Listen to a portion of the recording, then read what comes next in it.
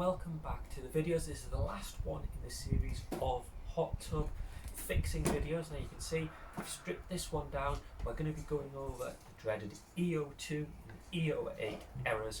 I'll show you some of the fixes on how to solve them.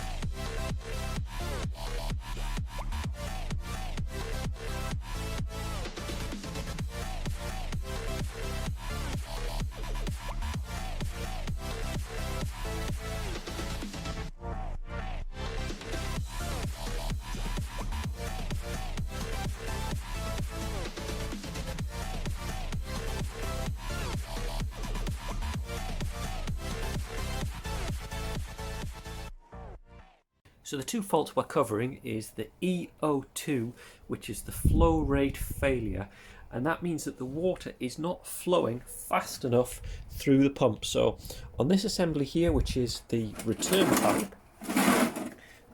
pipe here that goes back into your hot tub, this here normally has a little flow meter in it. I'll show you the insides of this in a second, and that detects flow of water coming through. Now that is normally restricted because of one of two reasons. The first one is that your filter is getting blocked and needs replacing. That's an easy one, and I've shown you how to do that in the previous videos. The other problem you've got is if the flow through the machine is too slow, and that can be for one of two reasons. One, because there's debris or that the heater is blocked up with scale, which I've again shown you how to solve that, or that the pump is not strong enough or leaking.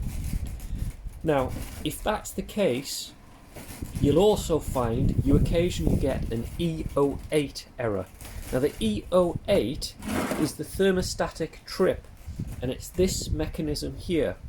And what you'll find is if you've got E08 on the screen, what you need to do is just push this in like that. It only moves in slightly.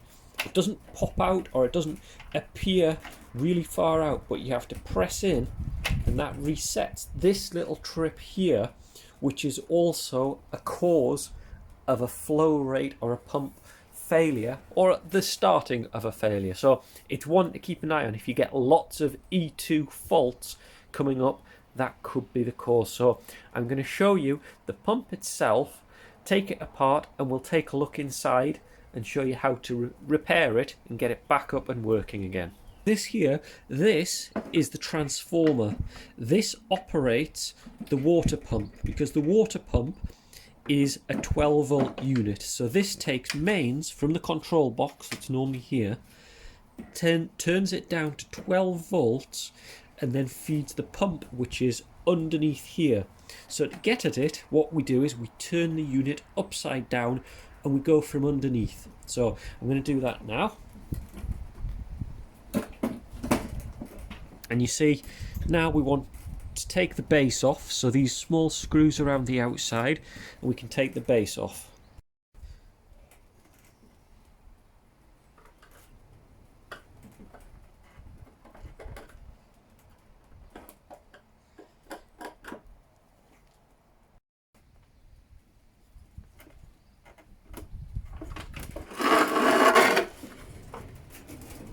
So now you can see this is the pump mechanism here.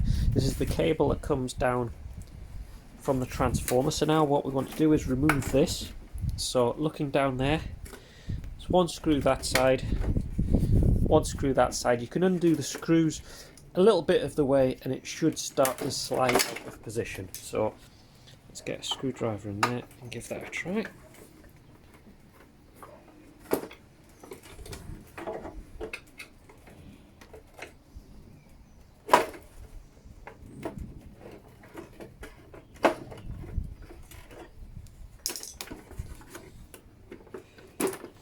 Now you can see it doesn't have a lot of movement. It is actually easier if we go back to the top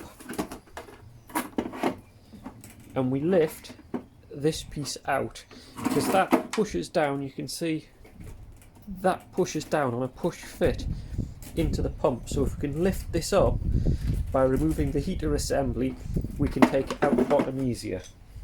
So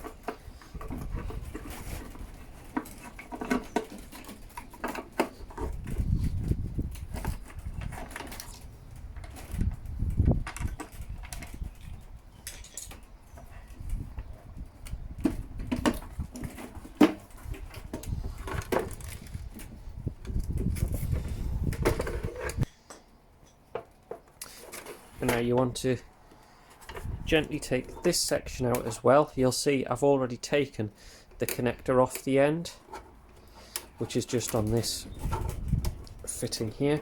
You can remove either end. You can either remove that end, or if you don't want to remove the connector off the end, you can just undo this side. And you can see we can now bring the pump assembly out, and we can take a look inside the pump. So we take it off on these screws, and we can take a look at the impeller that's on the inside.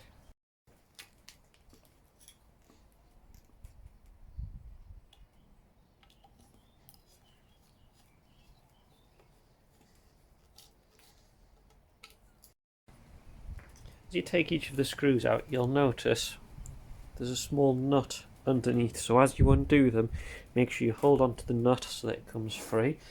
So that's now taken off, and you can lift the top off. You can see carefully because there's a rubber seal on the bottom here, and now you can get at our impeller pump, and you can take a look for any damage that's been caused or anything like that. Now if you gently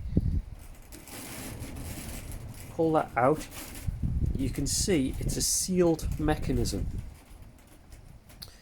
So in this case you can see it has suffered a little bit of damage to it, but that's not too bad looking over it.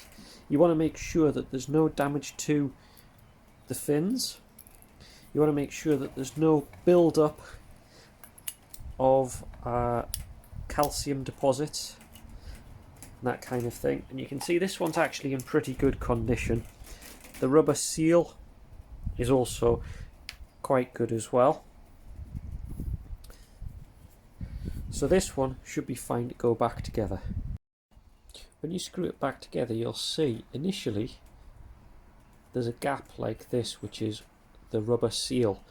As you screw it together, you see it closes that gap, so you want that closed all the way around, but don't tighten them all at the same time. Do one by one to slightly tight, and then work your way around tightening them up. That way you won't distort or damage it in any way.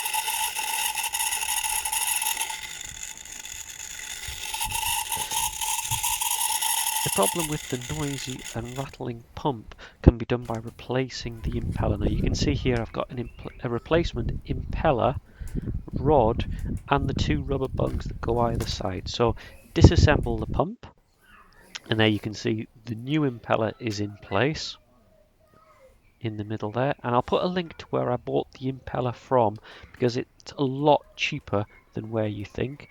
Also replace the rubber seal around the outside. Make sure that gets a good seal so you don't get any water leaks or anything like that. When you're putting it back together, make sure the rubber bung at the top there lines up into the casing. You can see there it's now lined up perfectly.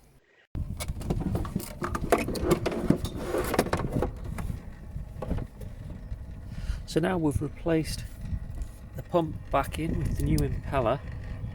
You can hear it's running nice and quiet, much better, and we have no more error codes coming up showing that there's slow flow rate.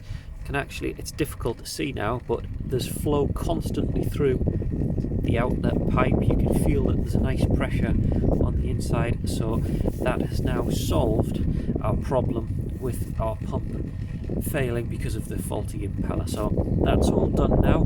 Do remember that if you'd like to get hold of one of my hot tub manager units, They are available now, and if you follow the link in the description, you can take a look at the website there. But as always, please do subscribe, give us a like and a comment if this has helped you out. Otherwise, I'll see you in the next video.